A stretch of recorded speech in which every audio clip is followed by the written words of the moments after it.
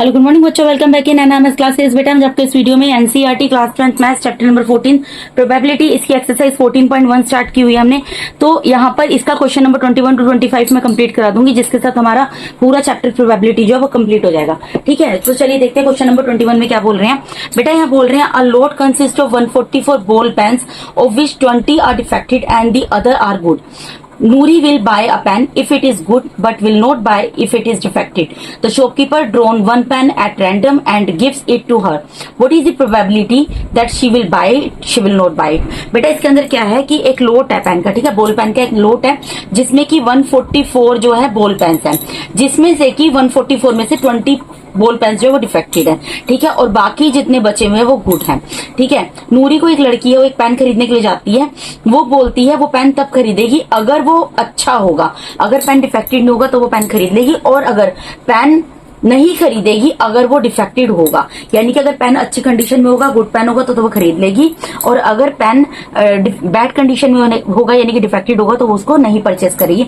तो शॉपकीपर जो है एक पेन को रैंडम निकालता है, मतलब जो उसके पास जो भी जहां पर भी पेन पड़े हैं, लोड पड़ा है, उसके अंदर हाथ डालता है और एक पेन को निकालता है। उसको नहीं पता शॉपकीपर को कि उसने जो पेन बाहर निकाला है वो गुड पेन है या डिफेक्टेड पेन है। ठीक है, तो आपको ये बताना है, और उस लड़की को दे देता है, किसको देता है, नूरी को दे देता है। तो आपको ये बताना है कि क्या प्रोबेबिलिटी होगी, क्या संभावना होगी कि वो उस पेन को खरीदेगी और क्या संभावना होगी कि वो उस पेन को नहीं खरीदेगी।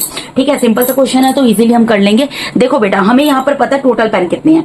सबसे पहले बेटा मैं यहाँ पर क्या लिखूंगी, सबसे पहले मैं यहाँ पर लिखूंगी टोटल बॉल पेन्स।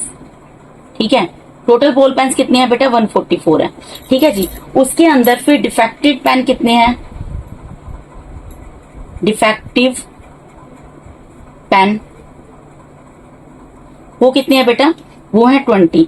तो आप एक बात बताओ, ये टोटल बॉल पेन है, ये डिफेक्टिव है, तो गुड बॉल पेन कितने होंगे, देयरफॉर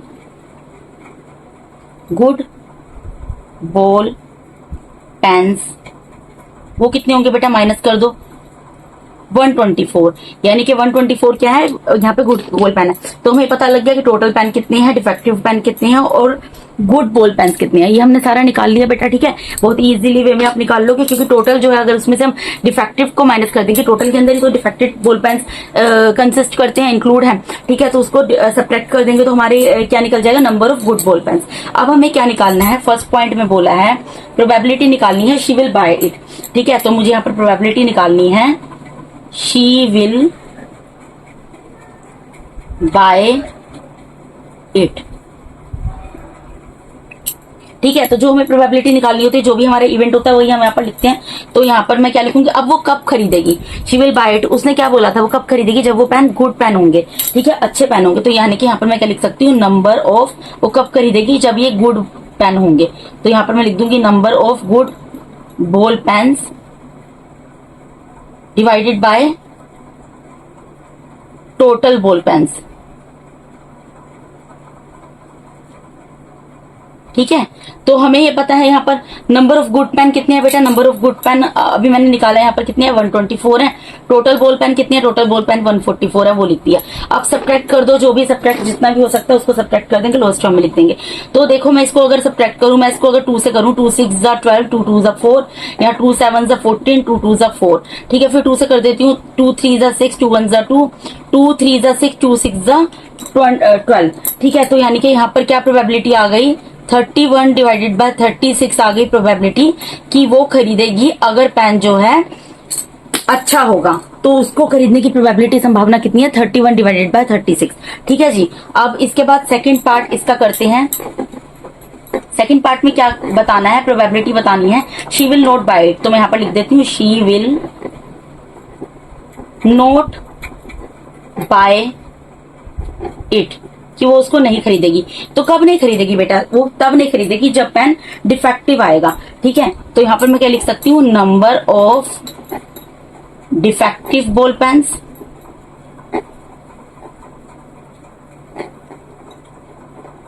डिवाइडेड बाय, डिवाइड में तो टोटल आता है, टोटल बॉल पेन्स।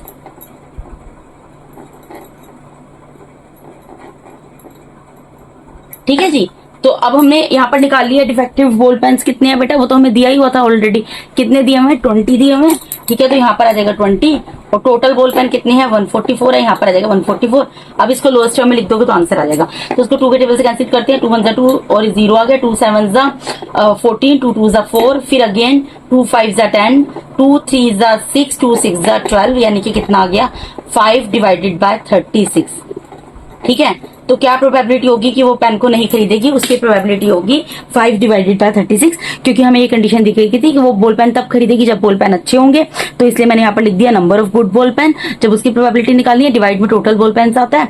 ठीक है, और जो भी वैल्यू पुट की उसको काट पीट के लोएस्ट टर्म में लिख दिया, आंसर आ गया। और दूसरी चीज बोलनी थी, बतानी थी कि she will not buy it, यानी वो उसको नहीं खरीदेगी। वो कब नहीं खरीदेगी, जब वो डिफेक्टिव होगा। तो डिफेक्टिव बॉल पेन हमें ऑलरेडी दिया हुआ था ना, टोटल बॉल पेन हमें पता है, इसको काट पीट के लोएस्ट टर्म में लिख दिया, तो हमें ये पता लग गया कि वो कब नहीं खरीदेगी, जब पेन डिफेक्टिव होंगे। और उसकी प्रोबेबिलिटी क्या है 5 डिवाइडेड बाय 36। तो इसके साथ ही यहाँ पर बेटा क्वेश्चन नंबर 21 कंप्लीट होता है। मूव करते हैं क्वेश्चन नंबर 22 के ऊपर। ठीक है जी, अब देखो बेटा क्वेश्चन नंबर 22 में क्या बोल रहे हैं, refer two example 13(1), complete the following table. बेटा आपको मैंने इलिस्ट्रेशन कराई थी, अगर आपने इंट्रोडक्शन पार्ट 1 पार्ट 2 देखा होगा, उसमें एक इलिस्ट्रेशन आई थी जिसमें इस तरह का क्वेश्चन था। आपको एक यहाँ पर टेबल दिया हुआ था टेबुलर फॉर्म में, उसको आपको कंप्लीट करना था। यहाँ पर क्या इवेंट सम एज 2 डाइस। ठीक है, यहाँ पर इवेंट दिया, जैसे सपोज दो डाइज हैं, मैं यहाँ पर डाइज आपको ड्रॉ करके दिखा देती हूँ। जैसे देखो ये एक डाई है, ठीक है, ये एक डाइज हो गई। अब दूसरी डाई भी यहां पर ड्रॉ कर देते हैं। अब ये 2 डाई है, ठीक है बेटा, ये है फर्स्ट डाई, ये है सेकंड डाई। अब इस डाई को जब थ्रो किया गया, ठीक है, तो ये ऊपर आपको क्या दिख रहा है, इसका टॉप सरफेस दिख रहा है। ठीक है, ये डाई में क्या होता है 1 2 3 4 5 6 ये नंबर कंसिस्ट होते हैं, ये लिखे होते हैं। ठीक है, अब यहाँ पर ये कह रहे हैं कि जब 2 डाइस को हमने इकट्ठे जो है थ्रो किया, तो वहां पर सम जो है 2 आता है, उसके कितनी प्रोबेबिलिटी है। ठीक है, जैसे सपोज करो यहाँ पर जब इस डाई को आपने थ्रो किया तो हो सकता है इसके यहाँ पर टॉप सरफेस पे आपको 1 डिस्प्ले हो रहा है, और जो दूसरी डाई को जब आपने थ्रो किया तो वहां पर भी 1 आ रहा है, तो 1 और 1 आएगा तभी तो यहाँ पर 2 डिस्प्ले होगा। ठीक है, तो उसकी प्रोबेबिलिटी क्या होगी 1 डिवाइडेड बाय 36। ठीक है, अब उसी तरीके से आपको बताना है कि प्रोबेबिलिटी क्या होगी, मतलब 1 डिवाइड बाय 36 कैसे होगी बेटा, जैसे फर्स्ट डाई थ्रो की तो 1 आया, सेकंड डाई थ्रो की तो 1 आया, तो यानी कि यहाँ पे कितना चांसेस बने, यहाँ पर कितनी प्रोबेबिलिटी बनी, एक ही तो बना, ये एक ही ग्रुप बना है ना। ठीक है, तो 1 और 1 बना है, एक ग्रुप बना है, तो यानी कि यहाँ पर प्रोबेबिलिटी क्या होगी 1 1। और 36 क्यों लिखा है, 36 इसलिए लिखा है बेटा क्योंकि देखो जब आप डाई को थ्रो करते हो, देखो डाइस के क्या फेस होते हैं, मैं आपको यहाँ पर लिख कर दिखाती हूँ। डाइस जो है, डाई के 6 फेसेस होते हैं। ठीक है, अब जैसे फर्स्ट डाई है, फर्स्ट डाई है, डाई लिखना है यहाँ पर क्योंकि एक लिख रही हूँ, यहाँ पर डाइज नहीं आएगा। फर्स्ट डाई है उसके 6 फेसेस होंगे, सेकंड डाई है उसके 6 फेसेस होंगे। ठीक है, तो इनके फेसेस हो गए 6 6। तो जब 6 6 फेसेस हो जाते हैं बेटा, तो टोटल फेसेस कैसे निकालते हैं, देखो पहले डाई के कितने फेसेस हैं 6, दूसरे डाई के कितने फेसेस हैं 6, इन दोनों को मल्टीप्लाई कर देते हैं तो टोटल फेसेस निकल जाते हैं, यानी कि टोटल फेसेस कितने होंगे 36। तो नीचे क्योंकि हम टोटल लिखते हैं, ठीक है, तो टोटल में यहाँ पर क्या आ जाएगा 36 आ जाएगा। इस तरीके से इतनी चीज आपको समझ आई। अब इसको हमें कंप्लीट करना है, हमें बोला है रेफर करना है उस एग्जाम्पल को, तो वही एग्जाम्पल की तरफ मूव करती हैं और उससे आपको कंप्लीट कराती हूँ। तो उसमें क्या था, मैं यहाँ पर आपको बनाकर दिखा देती हूँ। देखो यहाँ पर मैंने एक लाइन ड्रॉ कर दी,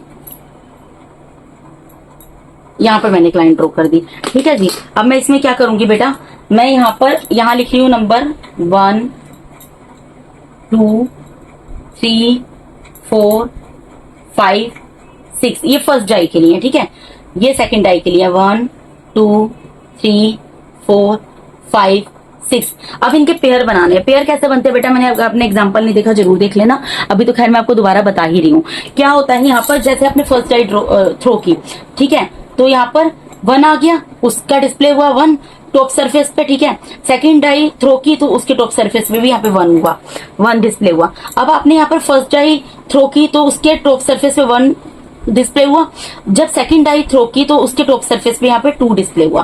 ठीक है, इस तरीके से ग्रुप बनाते हैं, 1 के साथ 1, 1 के साथ 2, 1 के साथ 3, 1 के साथ 4, 1 के साथ 5, 1 के साथ 6। इसी तरीके से 2 के साथ 1, 2 के साथ 2, 2 के साथ 3, 2 के साथ 4, 2 के साथ 5। मतलब इधर जो मैंने डिस्प्ले किए हैं आउटकम्स जो हैं, उसके साथ इन आउटकम्स का पेयर बना लेंगे। ठीक है, यानी कि इसका मतलब क्या है, ये फर्स्ट डाई के लिए और ये सेकंड डाई के लिए। फर्स्ट डाई को जब आप थ्रो करोगे तो उसमें डिस्प्ले हुआ 1, इसी तरीके से सेकंड डाई जब थ्रो की तो उसमें डिस्प्ले हुआ 1। अब जब फर्स्ट डाई थ्रो की तो उसमें डिस्प्ले हुआ 1 और सेकंड डाई थ्रो की उसमें डिस्प्ले हुआ 2। इसी तरीके से फर्स्ट डाई थ्रो की उसमें 1 डिस्प्ले हुआ और सेकंड डाई थ्रो की तो 3 डिस्प्ले हुआ। फर्स्ट डाई जब आपने थ्रो की 1 डिस्प्ले हुआ, सेकंड डाई थ्रो की 4 डिस्प्ले हुआ। यहाँ पर फर्स्ट डाई थ्रो की 1 डिस्प्ले हुआ, सेकंड डाई थ्रो की 5 डिस्प्ले हुआ। यहाँ पर फर्स्ट डाई थ्रो की तो 1 डिस्प्ले हुआ, सेकंड डाई थ्रो की तो 6 डिस्प्ले हुआ। ठीक है, जिस तरीके से बेटा मैंने ये टेबुलर फॉर्म में बनाया है, इसी तरीके से यहाँ पर सबका टेबल हमें यहाँ पर बनाना है। मैं इसको थोड़ा ऊपर कर देती हूँ, ठीक है, ताकि कुछ भी हाइड ना हो। अब इसी तरीके से देखो, जब सेकंड डाई थ्रो कर रहे हैं तो उसका डिस्प्ले यहाँ पर क्या हो रहा है 2, टॉप सरफेस पर 2 डिस्प्ले हो रहा है और सेकंड डाई का क्या डिस्प्ले हो रहा है 1। ठीक है, इसी तरीके से यहाँ पर 2 डिस्प्ले हुआ फर्स्ट डाई का, फिर सेकंड डाई का 2 डिस्प्ले हुआ। फर्स्ट डाई का 2 डिस्प्ले हुआ, सेकंड डाई का 3 डिस्प्ले हुआ। फर्स्ट डाई का 2 डिस्प्ले हुआ, सेकंड डाई का 4 डिस्प्ले हुआ। फर्स्ट डाई का 2 डिस्प्ले हुआ, सेकंड डाई का 5 डिस्प्ले हुआ। फर्स्ट डाई का 2 डिस्प्ले हुआ, सेकंड डाई का 6 डिस्प्ले हुआ। इसी तरीके से यहाँ पर फर्स्ट डाई का 3 डिस्प्ले हुआ, सेकंड डाई का 1 डिस्प्ले हुआ। फर्स्ट डाई का 3 डिस्प्ले हुआ, सेकंड डाई का 2 डिस्प्ले हुआ। फर्स्ट डाई का 3 डिस्प्ले हुआ, सेकंड डाई का भी 3 डिस्प्ले हो गया। फर्स्ट डाई का 3 डिस्प्ले हुआ, सेकंड डाई का 4 डिस्प्ले हुआ। फर्स्ट डाई का 3 डिस्प्ले हुआ, सेकंड डाई का 5 डिस्प्ले हो गया। फर्स्ट डाई का 3 डिस्प्ले हुआ, सेकंड डाई का 6 डिस्प्ले हो गया। इसी तरीके से यहाँ पर फर्स्ट डाई का 4 डिस्प्ले हुआ, सेकंड डाई का 1 डिस्प्ले हुआ। फर्स्ट डाई का 4 डिस्प्ले हुआ, सेकंड डाई का 2 डिस्प्ले हुआ। फर्स्ट डाई का 4 डिस्प्ले हुआ, सेकंड डाई का 3 डिस्प्ले हुआ। फर्स्ट डाई का 4 डिस्प्ले हुआ, सेकंड डाई का 4 डिस्प्ले हो गया। फर्स्ट डाई का 4 डिस्प्ले हुआ, सेकंड डाई का 5 डिस्प्ले हुआ। फर्स्ट डाई का 4 डिस्प्ले हुआ, सेकंड डाई का 6 डिस्प्ले हुआ। इसी तरीके से यहाँ पर भी फर्स्ट डाई का 5 डिस्प्ले हुआ, सेकंड डाई का 1 डिस्प्ले हुआ। फर्स्ट डाई का 5 डिस्प्ले हुआ, सेकंड डाई का 2 डिस्प्ले हुआ। फर्स्ट डाई का 5 डिस्प्ले हुआ, सेकंड डाई का 3 डिस्प्ले हुआ। फर्स्ट डाई का 5 डिस्प्ले हुआ, सेकंड डाई का 4 डिस्प्ले हुआ। फर्स्ट डाई का 5 डिस्प्ले हुआ, सेकंड डाई का 5 डिस्प्ले हो गया। फर्स्ट डाई का 5 डिस्प्ले हुआ, सेकंड डाई का 6 डिस्प्ले हुआ। यहाँ पर 5 फर्स्ट डाई का 6 डिस्प्ले हुआ, सेकंड डाई का 1 डिस्प्ले हुआ। फर्स्ट डाई का 6 डिस्प्ले हुआ, सेकंड डाई का 2 डिस्प्ले हुआ। फर्स्ट डाई का 6 डिस्प्ले हुआ, सेकंड डाई का 3 डिस्प्ले हुआ। फर्स्ट डाई का 6 डिस्प्ले हुआ, सेकंड डाई का 4 डिस्प्ले हुआ। फर्स्ट डाई का 6 डिस्प्ले हुआ, सेकंड डाई का 5 डिस्प्ले हुआ और यहाँ पर फर्स्ट डाई का 6 डिस्प्ले हुआ और सेकंड डाई का भी 6 डिस्प्ले हो गया। ठीक है जी, इस तरीके से हमने यहाँ पर पूरा टेबल यहाँ पे बना लिया है। ठीक है, अब हमें उस टेबल को कंप्लीट करना। अब देखो इस टेबल को कैसे कंप्लीट करोगे, बहुत आसान है, ध्यान से समझना मैं आपको क्या बता रही हूँ। देखो बेटा, यहाँ पर आपको बताना है कि 3 के आने के कितने चांसेस हैं। यहाँ पर इवेंट है, सम है 2 डाइस, ये 2 डाइस का सम है। ठीक है, तो 3 किस किस कंडीशन में आएगा। आप ये जो टेबल बनाया है इसमें देखो कौन कौन से नंबर है जिनको प्लस करके 3 आ रहा है। देखो अगर मैं 1 और 2 को प्लस करती हूँ तो तब 3 आता है, अगर मैं 2 और 1 को प्लस करती हूँ तब 3 आता है, उसके अलावा तो 3 किसी में नहीं आएगा। तो यानी कि कितनी प्रोबेबिलिटी हो गई 1 2, कितनी प्रोबेबिलिटी हो गई 3 यानी कि 1 और 2 प्रोबेबिलिटी हो गई। कितनी प्रोबेबिलिटी हो गई बेटा 2 प्रोबेबिलिटी हो गई। तो यहाँ पर मैं क्या लिख दूंगी 2 डिवाइडेड बाय टोटल आउटकम्स आएंगे 6। इसको आपको लोएस्ट टर्म में नहीं लिखना है, इसको आपको इसी तरीके से छोड़ देना है। ठीक है जी, क्योंकि हमें देखो यहाँ पर जो भी आंसर दिया 5 divided by 36, 1 divided by 36, 1 divided by 36 इस तरीके से दिया ना, तो इसको लोएस्ट टर्म में नहीं लिखना है, इसको 2 divided by 36 as it is आप छोड़ दोगे। अब हमें बताना है कि 4 आने के चांसेस कितने हैं, तो देख लेते हैं 4 कैसे कैसे आता है अपने टेबल में। देखिए बेटा जी 4 कैसे कैसे आ रहा है, आप यहाँ पर इजीली फाइंड आउट कर सकते हैं। देखो या अगर मैं 1 और 3 को प्लस करती हूँ तब 4 आता है। ठीक है, अगर मैं 2 और 2 को प्लस करती हूँ तब 4 आता है। ठीक है, 3 और 1 को प्लस किया तब भी क्या आ गया बेटा हमारा यहाँ पर 4 आ गया। तो टोटल पॉसिबल आउटकम्स कितने हो गए देखो बेटा 1 3 2 2 3 1, 3 पेयर बन रहे हैं ना, 1 3 का 2 2 का और 3 1 का, यानी कि टोटल आउटकम्स यहाँ पर क्या होंगे, पॉसिबल आउटकम्स क्या होंगे बेटा यहाँ पर होंगे 3 डिवाइडेड बाय 36। तो मैं यहाँ पर लिख देती हूँ 3 डिवाइडेड बाय 36। इससे आपका क्वेश्चन क्या बहुत आसान हो जाएगा इस तरीके से अगर आप करोगे। अब उसके बाद बताना है कि प्रोबेबिलिटी 5 आने के, मतलब 2 डाइस के जो हम थ्रो करते हैं तो उनमें जो भी नंबर टॉप सरफेस पे डिस्प्ले होता है उनका एडिशन 5 आए, इसके क्या चांसेस है। तो यहाँ पर टेबल में देख लेते हैं क्या चांसेस है। देखो बेटा 5 कैसे आ सकता है, या तो 1 और 4 को प्लस करोगे तब 5 आएगा। ठीक है, या 2 और 3 को प्लस करोगे तब 5 आएगा, या 3 और 2 को प्लस करोगे तब 5 आएगा, 4 और 1 को प्लस करोगे तब भी 5 आएगा। ठीक है बेटा, तो हमारा 5 कैसे आ रहा है, 1 और 4 एक पेयर ये बना। ठीक है, 2 और 3 एक पेयर ये बना, 3 और 2 एक पेयर ये बना और 4 और 1 एक पेयर ये बना। इसको मैं आपको इस तरीके से यहाँ पर हाईलाइट करके दिखा देती हूँ। देखिए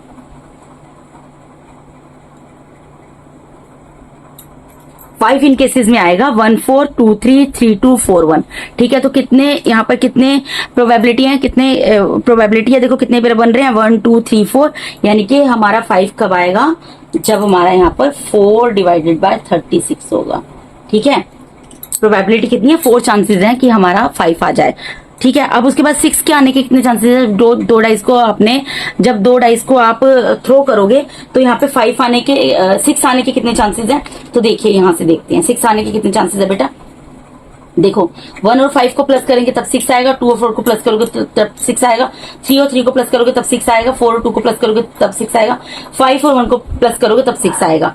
ठीक है, तो कितने चांसेस है? इसको मैं इसी तरीके से यहाँ पर आपको ऐसे कर कर दिखा देती हूँ। 6 आने के कितने चांसेस बन रहे हैं बेटा? 1 2 3 4 5। 6 आने के कितने चांसेस बन रहे हैं? 5 चांसेस बन रहे हैं। तो यहाँ पर मैं क्या लिख दूंगी? 5 डिवाइडेड बाय 36। ठीक है, इतने चांसेस बनेंगे। अब 7 आने के चांसेस आपको बताने हैं। 7 कैसे आएगा? देखो बेटा 7 कैसे आएगा, अगर हम यहाँ पर 1 और 6 को प्लस करेंगे तब 7 आएगा, 2 और 5 को प्लस करेंगे तब 7 आएगा, 3 और 4 को प्लस करेंगे तब 7 आएगा, 4 और 3 को प्लस करोगे तब 7 आएगा, 5 और 2 को प्लस करोगे तब 7 आएगा, 6 और 1 को प्लस करोगे तब भी 7 आएगा। यानी कि 7 आने के कितने चांसेस है? ये सब हैं टोटल पॉसिबल आउटकम्स। तो कितने हैं? 1 2 3 4 5 6। कितने चांसेस बन गए बेटा? 6। तो यहां पर मैं क्या लिख दूंगी? 6 डिवाइडेड बाय 36। अब 8 का तो बताया है, अब हमें किसका फाइंड आउट करना है? 9 का फाइंड आउट करना है कि 2 डाइस को जब हम थ्रो करते हैं तो वहां पर जो 2 डाइस को अगर हम थ्रो करते हैं तो उनका जो टॉप सरफेस होता है वहां पर जो भी नंबर डिस्प्ले होता है तो उन दोनों को करेक्ट करें तो 9 कितनी बार आ सकता है, उसके क्या चांसेस है? 9 आने के चांसेस देखो 6 और 3 है, 4 और 5 है, 5 और 4 है, 6 और 3 है। तो कितने चांसेस हैं? ये देखो ये रहे चांसेस।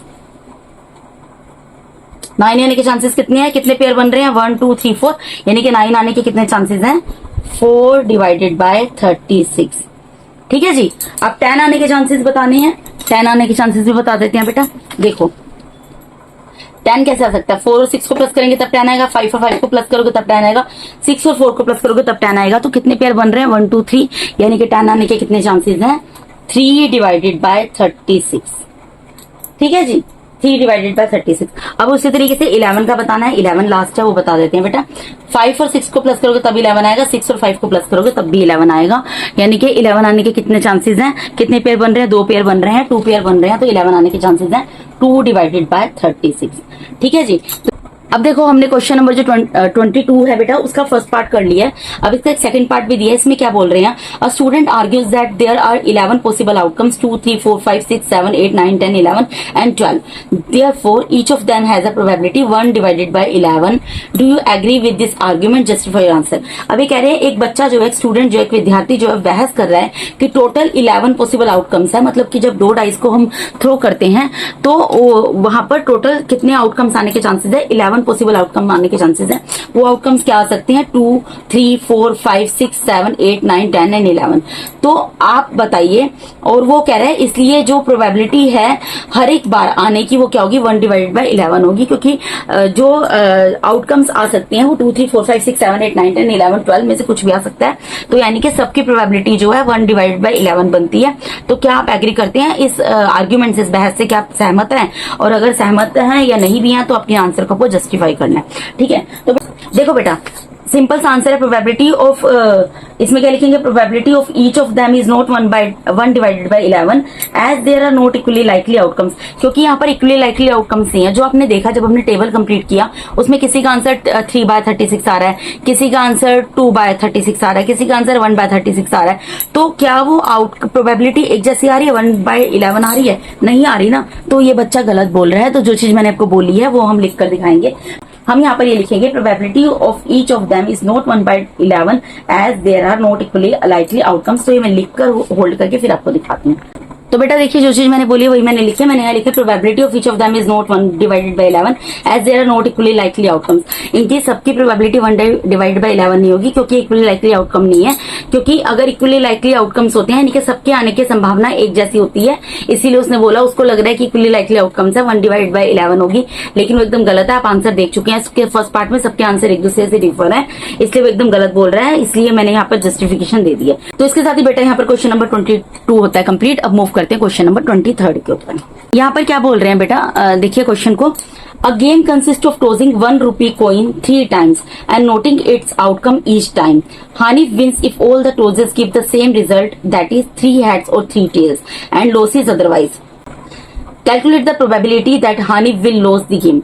ये कह रहे हैं कोई एक गेम है, ठीक है, जिसमें 1 rupee के कोइन को टॉस करना है 3 times, ठीक है, और उसके बाद उसके आउटकम को नोट करना है। आउटकम क्या आ सकता है, जब आप किसी कॉइन को टॉस करते हो तो उसका आउटकम क्या आ सकता है, दो ही पॉसिबल आउटकम्स होते हैं, तो हेड आ सकता है, टेल आ सकता है। ठीक है, तो 1 रुपए के कॉइन को 3 टाइम्स जब हम टॉस करेंगे, ठीक है, तो उसके बाद उसको 3 टाइम्स टॉस करना है। एक गेम ऐसी है और उसका आउटकम को नोटिस करना है। तो हानिफ कोई लड़का है, वो इस गेम को जीत जाएगा अगर जितनी बार वो टॉस करता है तो सेम रिजल्ट आता है। सेम रिजल्ट मतलब जैसे उसने यहाँ पर 2 कॉइन को टॉस किया, ठीक है, 2 कॉइन को टॉस किया तो पहले कॉइन में हेड आया, दूसरे में भी हेड आया, तीसरे में भी हेड आ गया, और दोबारा टॉस किया तो पहले कॉइन में टेल आया, दूसरे में टेल आया, तीसरे में भी टेल आ गया, तो तब तो वो गेम जीत जाएगा।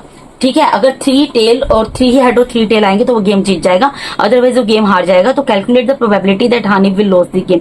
आपको बताना है, वो प्रोबेबिलिटी निकालनी है जिसमें कि हानिफ गेम को हार जाए। ठीक है, तो बेटा देखो यहाँ पर पॉसिबिलिटी क्या बनती है, यहाँ पर पॉसिबिलिटी तो हेड एंड टेल, या तो हेड आ सकता है या फिर टेल आ सकता है। ठीक है, यानी कि यहाँ पर ये हमारी यहाँ पर पॉसिबिलिटी बनती है, जब हम 2 कॉइन्स को 3 टाइम्स टॉस करेंगे तो हमारी यहाँ पर टोटल पॉसिबिलिटीज कितनी बन गई, 2। एक तो हेड बन गई, एक टेल बन गई, तो 1 + 1 कितना होता है, 2 होता है। ठीक है, अब ये 2 पॉसिबिलिटी बन गई। अब बेटा 2 पॉसिबिलिटी बनी है तो इसको कितनी बार जो टॉस किया गया, इसको 3 टाइम्स टॉस किया गया, तो 2⁻³ कर दोगे। 2⁻³ का मतलब क्या होता है, 2 × 2 × 2, यानी कि कितना यहाँ पर जो पॉसिबिलिटी है वो है 8। ठीक है, तो पॉसिबिलिटी यहाँ पर 8 है। और आपको एक चीज और बता दूं, ये वाला जो क्वेश्चन है इसके एग्जाम में आने के चांसेस हैं। ये क्वेश्चन एग्जाम में पूछा जा सकता है, इंपॉर्टेंट क्वेश्चन है। ठीक है, इसको अच्छे से कर लेना। तो ये आपको समझ आ गया होगा। अब इसके बाद हमें पॉसिबिलिटी बतानी है। अब देखो 2 कॉइन को टॉस कर रहे हैं, तो जब पहले कॉइन को टॉस किया तो हेड आया, दूसरे कॉइन को टॉस किया हेड आया, तीसरे कॉइन को टॉस किया हेड आ गया। एक पॉसिबिलिटी ये हो गई। ठीक है, फिर हो सकता है पहले कॉइन को टॉस किया हेड आया, दूसरे कॉइन को टॉस किया हेड आया, तीसरे कॉइन को टॉस किया तो टेल आ गया। ये पॉसिबिलिटी भी बन गई। ठीक है, टोटल 8 पॉसिबिलिटीज बनेगी, हमें पता लग गया। अब हो सकता है हमने पहले कॉइन को जब टॉस किया तो हेड आया, दूसरे कॉइन को टॉस किया टेल आया, और तीसरे कॉइन को टॉस किया तब भी टेल आ गया। ठीक है, या फिर ये हो सकता है जब हमने पहले कॉइन को टॉस किया हेड आया, दूसरे कॉइन को टॉस किया टेल आया, तीसरे कॉइन को टॉस किया तब हेड आ गया। या फिर ये हो सकता है पहले कॉइन को टॉस किया टेल आया, दूसरे कॉइन को टॉस किया हेड आया, तीसरे कॉइन को टॉस किया टेल आ गया। या फिर ये भी हो सकता है कि पहले कॉइन को टॉस किया टेल आया, दूसरे कॉइन को टॉस किया टेल आया, तीसरे कॉइन को टॉस किया हेड आ गया। या फिर उसके अलावा क्या बन सकता है बेटा, पहले कॉइन को टॉस किया टेल आया, दूसरे कॉइन को टॉस किया हेड आया, तीसरे कॉइन को टॉस किया तब भी हेड आ गया। या फिर पॉसिबिलिटी क्या बन सकती है कि पहले कॉइन को टॉस किया टेल आया, दूसरे कॉइन को टॉस किया टेल आया, तीसरे कॉइन को टॉस किया तब भी टेल आ गया। तो टोटल पॉसिबिलिटी आप काउंट कर लो कितनी बन गई। यहाँ पर देखो 1 2 3 4 5 6 7 8, यही मैंने आपको बताया ना, टोटल पॉसिबिलिटी कितनी होगी, 8 होगी। तो हमें क्या बताना है, हमें प्रोबेबिलिटी बतानी है। देयरफॉर प्रोबेबिलिटी कि हानिफ जो लड़का है विल लॉस द गेम, हमें ये प्रोबेबिलिटी बतानी है कि हानिफ जो गेम हार जाए। तो बेटा वो गेम कब हारेगा, वो गेम तब हारेगा जब हेड और टेल नहीं आएगा। तो यहाँ पर देखो हेड कहाँ पर आ रहा है, यहाँ पर आ रहा है, और टेल कहाँ आ रहा है, यहाँ आ रहा है। तो टोटल पॉसिबिलिटी कितनी है, 6 है। उसमें से कितने टाइम जो है हेड और टेल नहीं आ रहा, 6 टाइम्स नहीं आ रहा। देखो 1 2 3 4 5 6, तो वो यहाँ पर लिख देंगे। हारेगा तो तभी ना जब हेड और टेल नहीं आएगा। तो उनको हटाकर बाकी पॉसिबिलिटी को काउंट करके यहाँ लिख दिया। और नीचे क्या आता है आपको पता ही है, नीचे क्या आता है बेटा, नीचे आता है टोटल पॉसिबिलिटीज। टोटल पॉसिबिलिटीज कितनी है, 8 है। अब इसको कैंसिल करके लोएस्ट टर्म में लिख दो, वही आंसर होगा। 2 3 = 6, 2 4 = 8, यानी कि आंसर क्या हो गया, 3/4 आंसर। यानी कि हानिफ जो है गेम हार जाएगा, उसके कितने प्रोबेबिलिटी बनती है, यहाँ पर 3/4 प्रोबेबिलिटी बनती है। आई होप आपको क्वेश्चन समझ आ गया होगा। ठीक है बेटा, इंपॉर्टेंट क्वेश्चन है, इस पर थोड़ा ध्यान देना। अब मूव करते हैं क्वेश्चन नंबर 24 के ऊपर।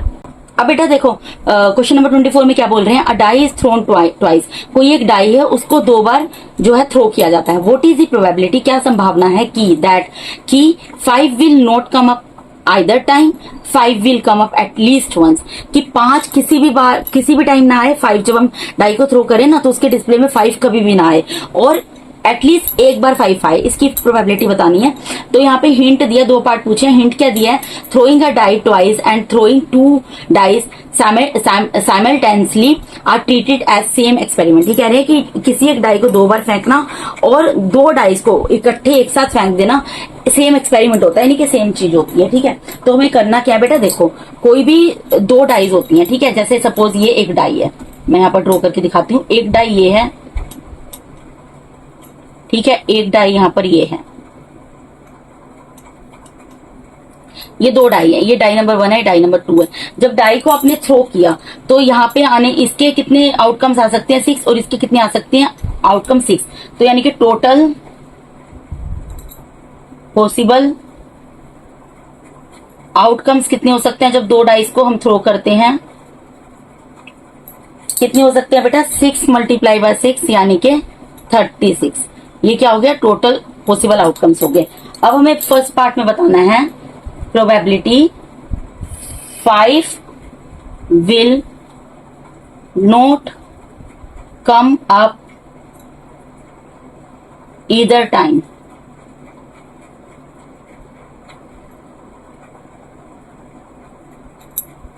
ठीक है, तो उसके लिए सबसे पहले हमें क्या करना पड़ेगा, ये तो हम करेंगे यहाँ पर सोल्व। यहाँ पर मैं एक लाइन खींच के आपको एक चीज करके दिखा देती हूँ, क्या चीज बोल रही हूँ ध्यान देना।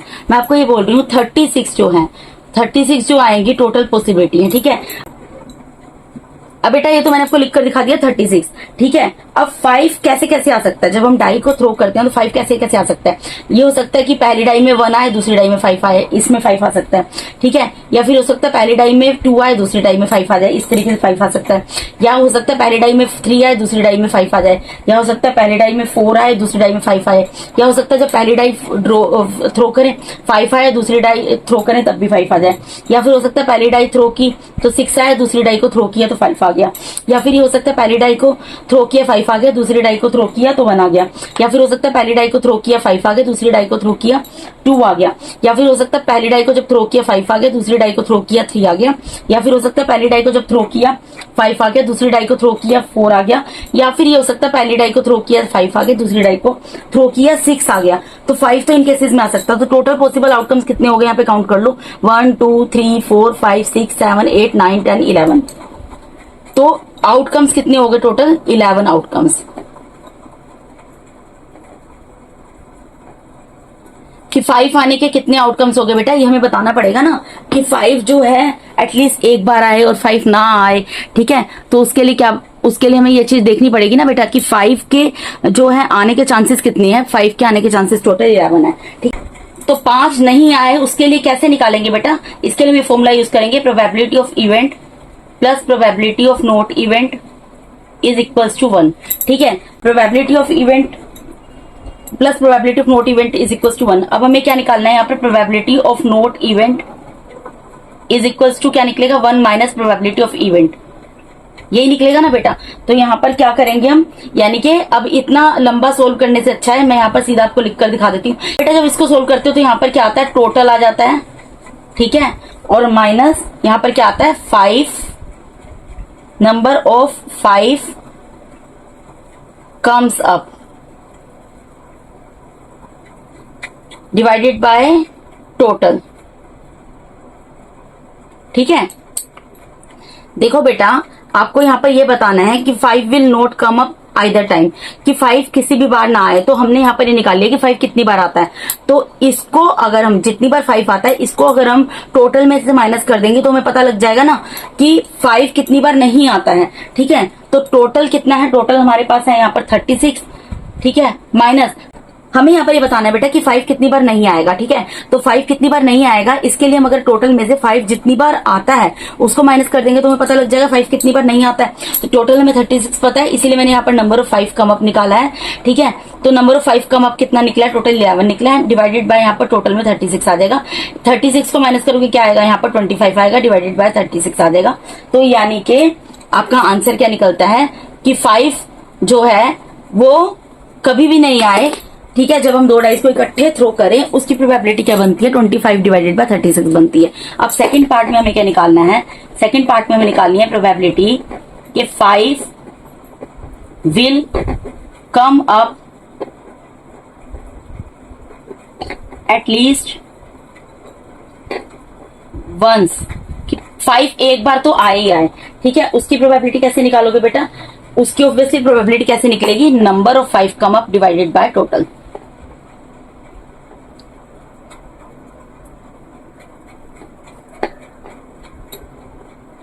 ये बेटा आप सोचोगे यहाँ पे मैं ये कैसे लिख दिया मैंने, देखो ये ऐसे लिख दिया बेटा, इस फॉर्मूले से निकला है। देखो अगर 1 माइनस प्रोबेबिलिटी ऑफ इवेंट क्या होती है, प्रोबेबिलिटी ऑफ इवेंट की जगह यहाँ पर क्या आएगा, number of 5 come up divided by total, उसका एलसीएम लोगे ना तो यही चीज, यही फॉर्मूला बन जाएगा, ठीक है। अब मैं आपको बेशक यहाँ पर लिखकर दिखा देती हूँ।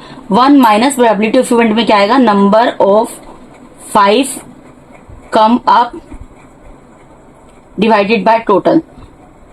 तो देखो इसका एलसीएम लोगे तो क्या आएगा, यहाँ पर टोटल चला जाएगा minus number of 5 come up आ जाएगा और नीचे टोटल आ जाएगा। इस तरीके से ये फॉर्मूला यहाँ पर बना था, ठीक है जी। अब देखिए यहाँ पर नंबर ऑफ 5 कम अप, 5 कितनी बार आ रहा है बेटा, 11 टाइम्स, और टोटल कितना 36, यानी कि प्रोबेबिलिटी क्या बनेगी कि 5 एटलीस्ट एक बार आए, उसकी प्रोबेबिलिटी बनेगी 11 डिवाइडेड बाय 36, ठीक है बेटा। तो इसके साथ यहाँ पर क्वेश्चन नंबर 24 भी आपका कंप्लीट होता है। अब मूव करते हैं लास्ट क्वेश्चन के ऊपर इस चैप्टर के, वो है क्वेश्चन नंबर 25, ठीक है जी। बेटा ये क्वेश्चन तो बहुत छोटा सॉल्यूशन है लेकिन लेंथी बहुत ज्यादा पढ़ने में, तो मैं आपको समझा देती हूँ, साथ के साथ ट्रांसलेट कर दूंगी कि क्या बोल रहे हैं। देखिए क्वेश्चन नंबर 25 में बोल रहे हैं which of the following arguments are correct and which are not correct. यहाँ पे 2 आर्ग्यूमेंट दिया, 2 बहस हो रही है, वाद विवाद हो रहा है, आपको बताना है कि कौन सा सही है कौन सा नहीं है। Give reason for your answer, अपने आंसर की पुष्टि के लिए, अपने उत्तर की पुष्टि के लिए आपको कारण भी बताना है कि आपने उस उत्तर को क्यों दिया, उस आंसर को क्यों दिया। तो फर्स्ट पार्ट है, if 2 coins are tossed simultaneously there are 3 possible outcomes, 2 heads, 2 tails और 1 of each. Therefore, for each of these outcomes the probability is 1/3. अब ये कह रहे हैं अगर हम 2 कॉइन्स को इकट्ठे उछालते हैं, ध्यान से समझना क्वेश्चन क्या बोल रहे हैं, अगर हम 2 कॉइन्स को एक साथ उछालते हैं तो 3 पॉसिबल आउटकम्स होते हैं। ये बोल रहे हैं या तो 2 हेड आएंगे या 2 टेल आएंगे या दोनों एक एक आएगा, ठीक है।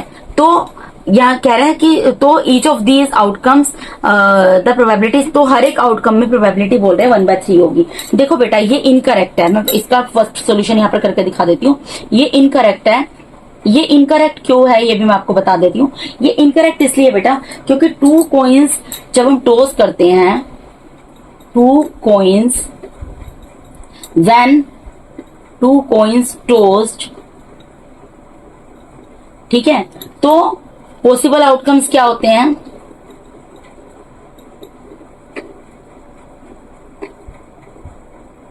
अब कॉइन्स में क्या पॉसिबिलिटी होती है, तो हेड आ सकता है या फिर टेल आ सकता है, यही हो सकता है ना। तो क्या हो सकता है, एक पेयर बन जाएगा हेड हेड आ जाए, ठीक है, एक पेयर बन जाएगा टेल टेल आ जाए, एक पेयर बन जाएगा हेड टेल आ जाए, और एक पेयर बन जाएगा टेल और हेड आ जाए। तो कितनी पॉसिबिलिटी हो गई टोटल, 1 2 3 4 पॉसिबिलिटी हो गई ना बेटा।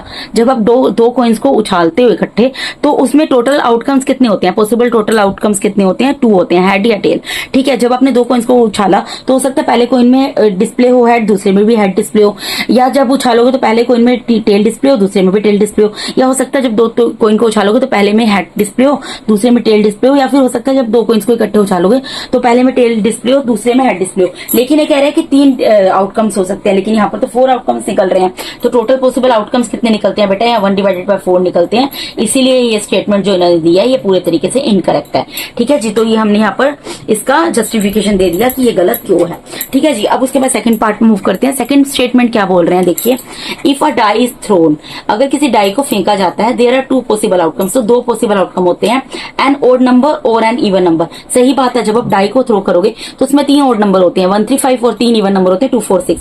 तो या तो इवन नंबर आएगा या ओड नंबर आएगा भाई, या तो 1 आएगा या 2 आएगा, 3 आएगा, 4 आएगा, 5 आएगा, 6 आएगा। तो इसमें 3 इवन है, 3 ओड है, इन्हीं में से कुछ 6 में से कोई चीज आएगी। तो एकदम सही बात बोल रहे हैं। Therefore the probability of getting an odd number is 1/2। तो इसीलिए प्रोबेबिलिटी ओड नंबर को प्राप्त करने की, ओड नंबर के आने की 1/2 है। एकदम सही बोल रहे हैं जी, ओड नंबर के आने की प्रोबेबिलिटी 1/2 ही है। क्यों है मैं आपको इसका एक्सप्लेनेशन भी दे देती हूँ।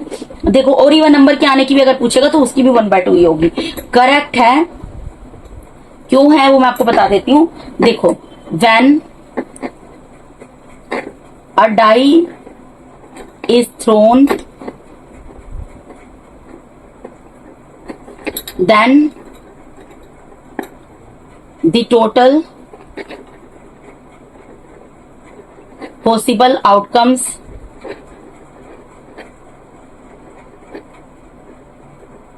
जब डाई को फेंका जाएगा तो पॉसिबल आउटकम्स क्या होंगे बेटा, या 1 आएगा, या 2 आएगा, या 3 आएगा, या 4 आएगा, या 5 आएगा, या 6 आएगा। इन्हीं में से कुछ आएगा, कुछ और तो आएगा नहीं, डाई में कुछ और तो होता नहीं है। ठीक है जी, तो इसका मतलब क्या निकलता है, हमें बतानी है अगर probability, therefore probability of odd number, odd number की प्रोबेबिलिटी बतानी है, तो क्या होगी यहाँ पर, total odd number divided by total number. ठीक है, तो टोटल ओड नंबर कितने होते हैं, देखो ओड नंबर कौन से हैं, एक 1 है, एक 3 है, एक 5 है, तो कितने हैं 1 2 3। ठीक है, तो इसकी जगह मैं 3 लिख दूंगी और टोटल नंबर कितने हैं 1 2 3 4 5 6 6 है। इसको कैंसिल करके लोएस्ट टर्म में लिखेंगे 3 1 3 3 2 6, तो कितना आ गया 1/2 आ गया। इसी तरीके से अगर इवन नंबर का होता तो टोटल इवन नंबर कितने होते 1 2 3 होते और टोटल नंबर यहाँ पर 6 आता है, उसका भी प्रोबेबिलिटी क्या आती 1/2 आती। ठीक है, तो ये जो बोल रहा है एकदम सही बोल रहा है, क्यों बोल रहा है मैंने आपको यहाँ पर बता दिया है। तो इसकी सेकंड स्टेटमेंट तो करेक्ट है और फर्स्ट स्टेटमेंट इनकरेक्ट है, क्यों है उसका जस्टिफिकेशन मैंने यहाँ पर आपको देकर दिखा दिया। आई होप आपको समझ आ गया होगा। ठीक है जी, तो इसके साथ ही बेटा यहाँ पर क्वेश्चन नंबर 25 भी खत्म होता है और इसके साथ ही हमारा पूरा चैप्टर प्रोबेबिलिटी आज यहाँ पर कंप्लीट हो जाता है। ठीक है जी, तो बेटा इसके साथ ही यहाँ पर मैंने आपको आज NCERT class 10th maths chapter number 14 probability इसकी एक्सरसाइज 14.1 का क्वेश्चन नंबर 21 to 25 पूरा कंप्लीट करा दिया है। अगर आप मेरे चैनल पे नए हैं, पुराने भी हैं, और अगर आप लोगों को मेरा टीचिंग मेथड अच्छा लगता है और अगर अभी तक आप लोगों ने मेरे चैनल को सब्सक्राइब नहीं किया तो काइंडली मेरे चैनल को सब्सक्राइब कीजिए, मेरे वीडियोस को लाइक कीजिए, अपने फ्रेंड्स, अपने डियर वन के साथ, अपने रिलेटिव्स के साथ शेयर कीजिए। And thank you so much for watching my videos बेटा। God bless all of you. अब मिलते हैं नेक्स्ट वीडियो में नेक्स्ट चैप्टर के साथ, तब तक के लिए टेक केयर, बाय बाय।